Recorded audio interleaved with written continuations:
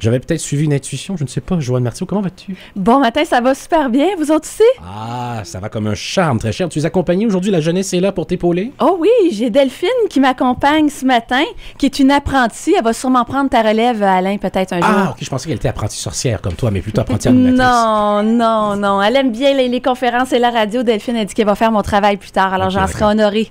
Excellent. Mais là, effectivement, il faut suivre son intuition. Ben oui, écoutez, mon idée de capsule ce matin est arrivée hier soir parce que j'avais acheté à mon conjoint en cadeau. Il aime beaucoup ce qui est vaisselle et tout ça, faisant des livres de bouffe.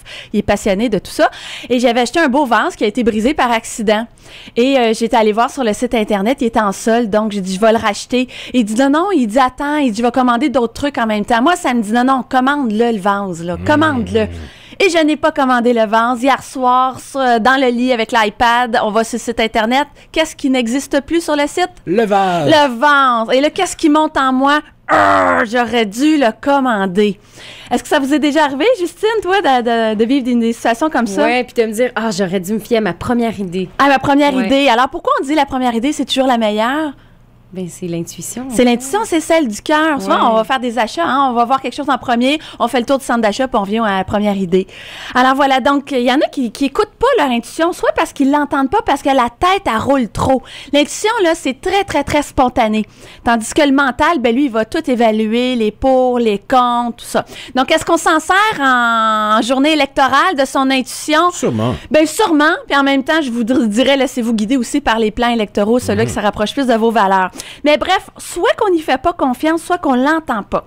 Alors, faut différencier. Les gens, ils disent, ben moi, je vais pas l'écouter. Tout d'un coup que je fabule, tout d'un coup, c'est pas mon intuition qui parle. Alors, comment la reconnaître, l'intuition? Elle se déguise. C'est des idées qui arrivent, le eureka, spontané. Vous étiez dans la douche, vous étiez en train de chanter dans la voiture ou en parlant avec quelqu'un. Ça arrive. C'est souvent constructif, positif. Fait que si c'est un plan diabolique de vous venger sur votre beau-frère ou votre collègue de travail... C'est bon. Non, ce n'est pas l'intuition. Alors, c'est vraiment... Ça peut être une idée aussi que vous avez eue, puis là, on est 2 mois, 3 mois, 4 mois, un projet, puis ça vous trotte encore. Ça veut dire que ça, là, il y avait quelque chose là qui était vraiment, vraiment du cœur, qui était profond. Alors, les solutions, ben ça vous met pas en péril, donc ça vide pas nécessairement votre compte de banque ou que ça met pas votre couple en péril non plus.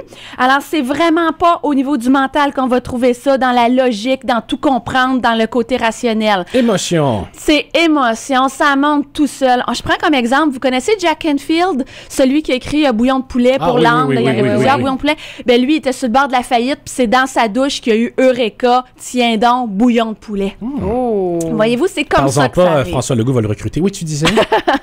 Alors, pour l'entendre puis faire confiance, ben faut être léger. C'est vraiment dans les moments légers. Danser, chanter, jouer, chanter en vous lavant, puis ça va monter. Ça monte tout seul, ça.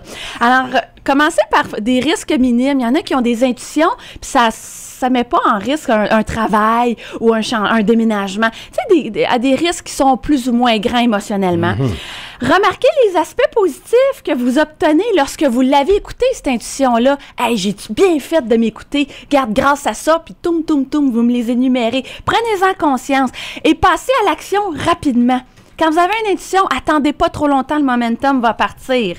Alors voilà. Donc, ça se peut quand vous mettiez à l'action, il y a une cassette négative qui monte. Ouais, mais tout d'un coup que ça fonctionne pas. Écoutez-la pas, la cassette. Faites stop, ça, c'est une cassette qui veut vous garder. Rappelez-vous plutôt les conseils de Joanne Martineau en ce mardi 4 septembre. Voilà. Alors, écoutez son intuition, c'est d'être en vie, écoutez votre cœur, puis bonne journée électorale, allez voter. OK, merci-la-vie.ca. Merci-la-vie.ca. Venez donc me chercher aussi sur Facebook, Joanne Martineau. Excellent. Hey, merci beaucoup.